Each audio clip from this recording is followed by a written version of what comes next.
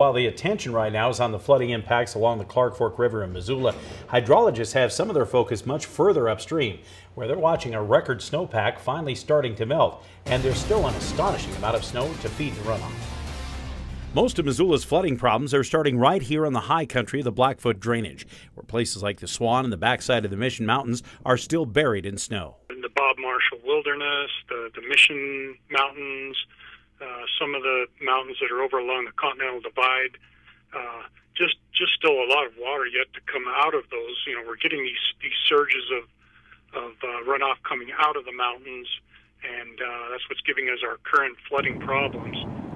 But we still got a lot of water. The good thing is it's not going to all come out at once. It's going to be kind of a slow, continual process. And the amount of snow and the water it will produce are very, very high. Places like the Snowtail Station in the Upper Jocko still have 10 feet of snow, waiting to release some 70 inches of water.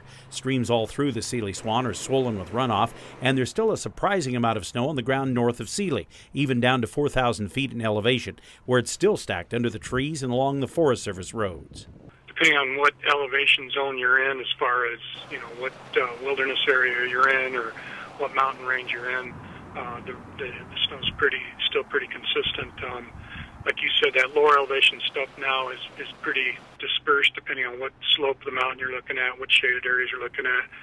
But still all water yet in the system. That runoff is still flooding some yards along the Clearwater in Sealy, where residents were first swamped last week. But the real story is on the main stream of the Blackfoot itself, where the river that runs through it has become the river that roars through it. The Blackfoot is just now getting into minor flood stage and is expected to crest at 10.8 feet.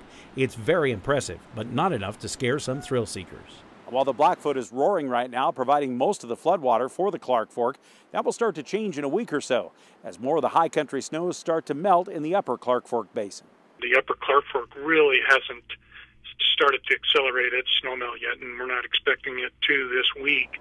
That's still later to come too. So the record flood level on the Blackfoot River is 16 feet. That happened back in February of 1996.